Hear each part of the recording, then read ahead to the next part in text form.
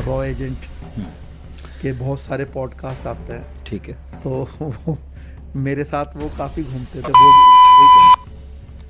तो वो जो है उनके आंख से आंसू निकलने लगे। अच्छा। तो मैंने कहा क्या हो गया भाई, परेशान क्यों? हम्म, तो थोड़ा बढ़ा चढ़ा के भी बातचीत करते हैं। एक नाम है जो इन दिनों सोशल मीडिया पर बेहद तेजी से वायरल हो रहा है, वो नाम है लकी 20। दरअसल लकी 20 से कुछ दिनों पहले इनके ऊपर कुछ आरोप लगाए गए थे। करीब 2011 में 5 सितंबर 2011 में इनके ऊपर आरोप लगाया जाता है 2 हत्या का। उनका नाम था राजू परगाई, एक का नाम था अमिताय। इन दोनों की हत्या के आरोप में उन्हें उत्तराखंड की पुलिस ने गिरफ्तार करती है। गिरफ्तार करने के बाद उन्हें जेल ले जाया जाता है। इसी बीच उन्हें करीब 11 अलग अलग जेलों में ट्रांसफ़र किया जाता है, जिसके बाद 11 अलग अलग जेलों के बीच उन्हें एक व्यक्ति मिलता है जिनका नाम होता है पढ़ाकू नितिन।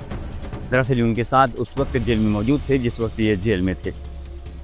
उसी दौरान जब ये बाहर निकले, करीब इनको रिहा किया गया 11 मार्च 2015 को इन्हें वहाँ से रिहा किया गया। उसके बाद जो है अलग अलग जो चैनलों पर इन्होंने इंटरव्यू दिया, अलग अलग चैनलों पर इन्होंने पॉडकास्ट किया। सब हालांकि जब सबूतों को कोई अभाव नहीं मिला, कोई पक्का ठोस सबूत नहीं मिला, तो 6 मार्च 2018 को पुलिस ने इन्हें पूरी तरह से जो अदालत थी, उन्होंने नैनीताल की एक जिला अदालत है वहाँ से इन्हें पूरी तरह से बरी कर दिया गया।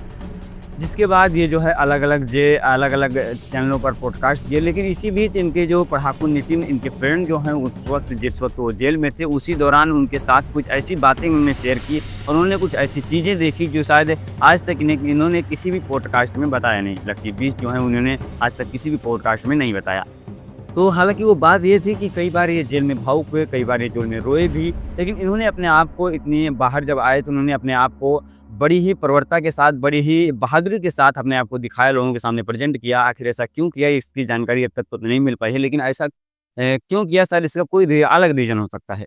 लेकिन उन्होंने बताया कि कई बार जेल में ये भावुक भी हुए, कई बार रोए भी, और कई बार ये अपने बढ़ा चढ़ा कर जिस तरीके से बात करते हैं उस तरीके से उस बातों में भी फंसे थे। क्योंकि उन्होंने बताया कि जब ये जेल में एक दिन मैं जब गया तो ये जेल में रो रहे थे। जब हमने इनसे पूछा कि ऐसा क्यों, तो उन्होंने बताया कि एक छोटा-सा रीज़न लेके बता दिया कि उसने किसी कैदी ने कुछ उनको कह दिया, उसी को लेकर वो रो रहे थे। लेकिन जो व्यक्ति इतना अपने आप में इतना हौसला रखता हो, अपने आप में जो है अपने आप को रॉ एजेंट बताता हो, जो रॉ एजेंट के लिए काम कर चुका हो, रॉ में काम कर चुका हो, वो व्यक्ति एक छोटी-सी बात के लिए रो नहीं सकता। शायद वहाँ वाक़ई कुछ न कुछ बात अलग रही होगी, लेकिन उन्होंने उस वक़्त उनसे भी नहीं बताया और साथ ही साथ किसी भी चैनल के माध्यम से उन्होंने ये चीज़ें शेयर नहीं करी। आखिर ऐसा क्यों नहीं किया, शायद इसकी अब तक कोई पुख्ता सबूत नहीं मिल पाया। रो क्या होता है? रो एक ऐसी चीज़ होती है जो हमारे देश के प्राइम मिनिस्टर को सुरक्षा देती है। साथ ही साथ हमारे देश के किसी भी बड़े लेवल के अधिकारी हों या बड़े लेवल के नेता हों, उनको सुरक्षा देने का काम करती है। और ये बिल्कुल भी खुफिया जानकारी होती है। किसी को भी रो का जो टीम होता है वह किसी को भी बताता नहीं है कि मैं किस चीज़ में काम कर रहा हूँ, क्या कर रहा हूँ। ये कोई भी जानकारी वहाँ से शेयर भी नहीं किया और साथ ही साथ उन्हें कोई एविडेंस भी नहीं दिया जाता है कि आप जाकर बाहर किसी को भी ये चीज़ें बता सको कि मैं रो में काम करता हूँ। हालाँकि फिर भी वो अपने आप को कह रहे हैं, ये बात का भी कोई पुख्ता सबूत नहीं है उनके पास भी कि वो लोगों के पास दिखा सकें कि मैं रो के अंदर काम कर चुका हूँ। अगर अभी इसकी बात करें, इनकी बात करें कि आखिर ये क्या कर रहे हैं इस वक़्त, तो ये काफ़ी बार जो है फ़िल्म राइटर भी हैं, काफ़ी फ़िल्मों की राइटिंग भी की है इन्होंने, साथ ही साथ इन्होंने एक किताब भी लिखा है।